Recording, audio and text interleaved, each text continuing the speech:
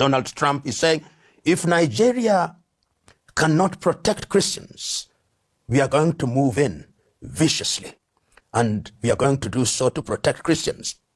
And I think Trump is being advised that the Nigerian government is working softly on this issue because President Bola Ahmed Tinubu is a Muslim, because Vice President Shetima is also a Muslim, and that if it were different, they would behave differently. But from where I sit, that is not necessarily the case. The situation in Nigeria must be understood from a historical context. And that history gives you a Nigeria which, when the North and the South came together, there was what could be described as the Muslim North, and for want of a better term, the Christian South, or largely Christian South. But remember, there are also other African religions, but that is the preferred definition. With the consequence that Nigeria has always had tension of one kind or another, the tension that led to the civil war in Biafra, which was not founded on Christianity at all, and of course the many coups d'etats that saw at that time in the 1960 of the killing of people like Ahmadu Bello from the north and the imposition of the military administration. But to come to more recent history is that there are elements within Nigeria in the north, and this came to the fore in the year 2009 with the formation of what is now popularly known as Boko Haram by Yusuf Mahmoud.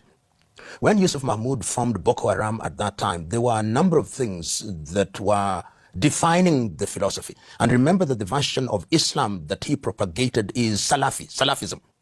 And Salafism is a sect of Sunni Muslim. And the argument was that they want to restore Nigeria to the original Islam as was practiced by the Prophet Muhammad, peace be upon him. When that happened in 2009, of course, Muhammad Yusuf was arrested. And when he was arrested and he died in jail, he became a martyr. And that changed the complexion of Boko Haram, which means Western education is bad, if you are to render it in simplistic terms. And the whole idea, and this is what they were selling at that time, what is the value of this education where you get education, but there are no jobs, there are no opportunities? And that appealed to very many young people in northern Nigeria. And that is why it is characterized as Muslims rising against Christians.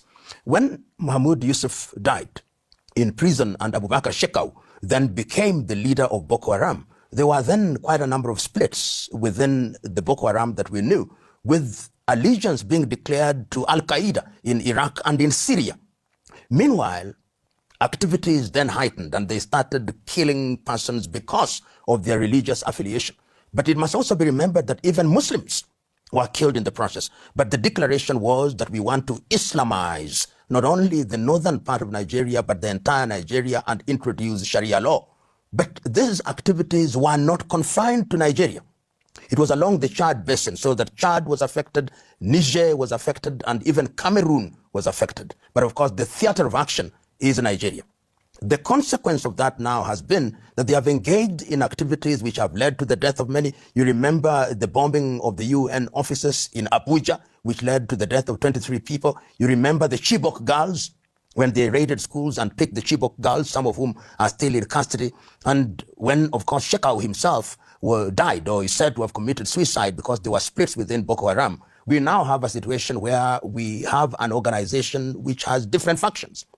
And these factions are operating sometimes at cross purposes, and Boko Haram has been declared as a terrorist organization. And the effect of Boko Haram has been therefore to antagonize Christians. And we know that Christian clergy have been targeted. We know that churches have been targeted. And you've now created an environment that depicts these particular activities as targeting Christians.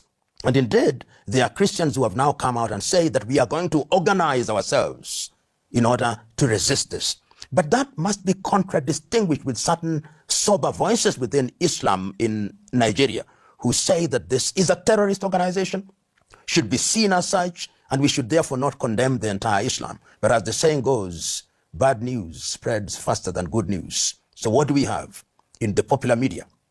Muslims or Muslim organizations are killing Christians. What is the reaction from different people? Let us resist them. Let us resist what has been described in different quarters as the Arabization and Islamization of Africa.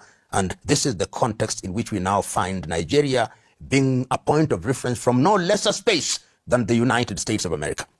The United States of America, through the President Donald Trump, is saying, if Nigeria cannot protect Christians, we are going to move in viciously, and we are going to do so to protect Christians. And I think Trump is being advised that the Nigerian government is working softly on this issue because President Bola Ahmed Tinubu is a Muslim, because Vice President Shetima is also a Muslim, and that if it were different, they would behave differently. But from where I sit, that is not necessarily the case. And these are individuals who are known to me. My own view is that you are dealing with an organization which is out of control, which is engaged in unconventional warfare, and it's not going to be easy to defeat them because they are not your regular army wearing army uniform. They are not arranged and organized in battalions and brigades. They could be somebody who is walking in the street and propagating their agenda. They hit when you don't expect, and they hit what you don't expect. Even when you say you are going to bomb them, who are you going to bomb? Where? In which location are they crowded that you'll bomb them and finish them? These are the questions must be called into question.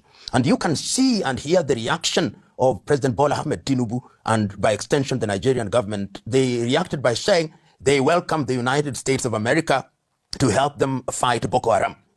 That is the situation as it is. What is happening diplomatically, we may not know. But you've seen a world where there is a new hegemon who believes they are going to fight for Christianity anywhere and everywhere. That is the situation as it is now. You know, when we talk about Nigeria and we talk about the pronouncement of President Trump, many things come to mind. Number one, why is Trump saying what he's saying? Is he saying it for Christian domestic consumption? Is he the latter-day defender of Christianity? And what I'm saying is a matter of speculation, and I think he's addressing many audiences. Remember, he rode on the crest of evangelical Christians to become the president for what is now called Trump 2. And he's telling them, in this day and age, when Christianity is on the decline and Islam is on the ascendance, I am the leader of what can be described as Christianity. And when Christianity is addressed anywhere in the world or is threatened anywhere in the world, I'll be that leader in the world who will come out and defend Christianity. That is to the American audience. To the Nigerian audience, he's also saying, oh, you cannot be protected by your administration. I'm the leader of the free world. This free world, which was created by Christendom, is under threat. And I am that leader who knows no boundaries. I'm that leader who is going to be your latter-day savior. I'm that leader who is going to come and do what is necessary in order to protect you. I am the peacemaker. Remember that President Trump is on record as saying that he is the one who deserves the Nobel Peace Prize. I'm God's gift to the world. I run around the world and do only one thing, make peace. You saw me making it in Gaza. You see me trying to make it in Ukraine. You see me everywhere. You see making peace between Thailand and Cambodia. I am that person.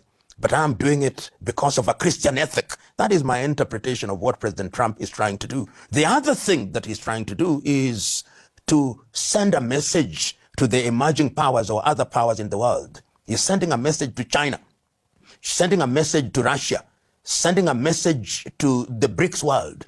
Remember, you may make a claim to New World Order, but from where I sit, there is only one order, and that order is the order as dictated by the United States of America. And if anybody were to doubt that interpretation, just listen to him during his address to the UN General Assembly when he's disparaging the UN and almost saying that the UN is good for nothing.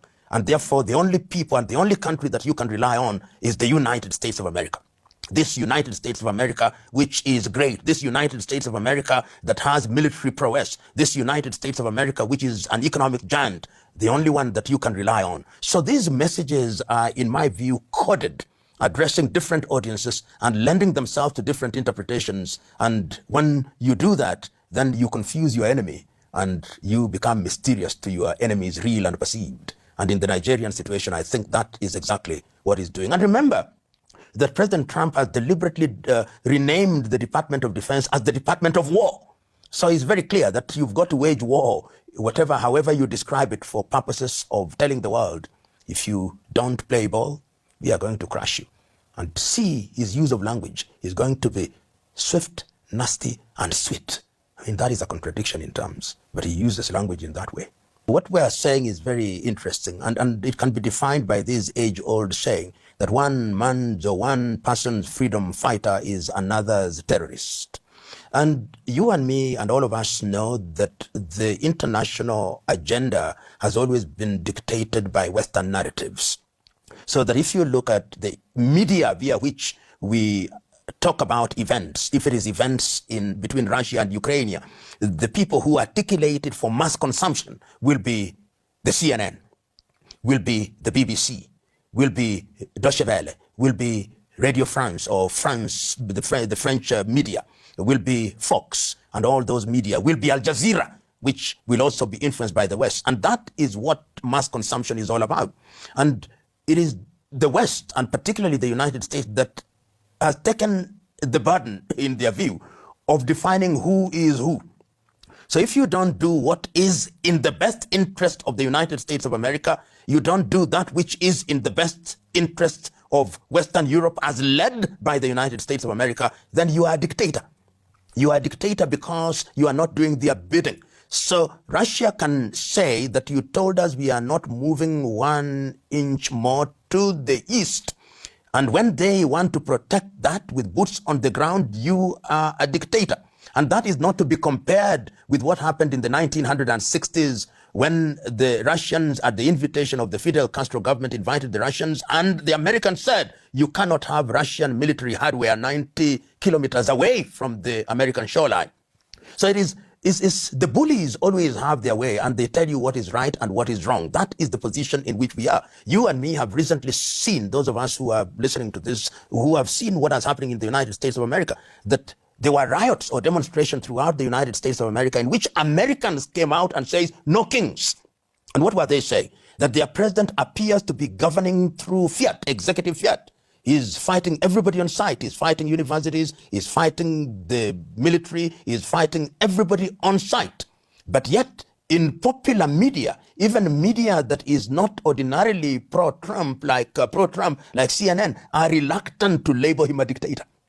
Fox, of course, will never allow him to be labeled a dictator, and even Western media will never label him a dictator. But you in Russia try to do that. You in China try to do that. You in Brazil try to do that. You in Nigeria try to do the same thing. You are a dictator who ought to be removed from office sooner rather than later. The narrative is defined by the United States of America and the European Union. And you can see how quick these institutions are normally inclined towards issuing statements about things. Sometimes they don't even understand. Sometimes they don't know. But they are quick to issue this statement and that statement and to condemn and say how they are going to interfere when it serves their interest. So it is still true, as this cliche goes, that international politics is still governed by the law of the jungle and through gunboat diplomacy.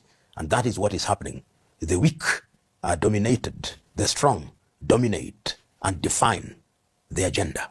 You know, when I heard this statement that the United States of America has issued a statement that if the Boko Haram continue to kill Christians, America is going to invade Nigeria, I asked myself a number of questions. Number one, in which specific territory does the Americans believe that there is a group of people called Boko Haram, so that if you send your tomahawks there, you eliminate them?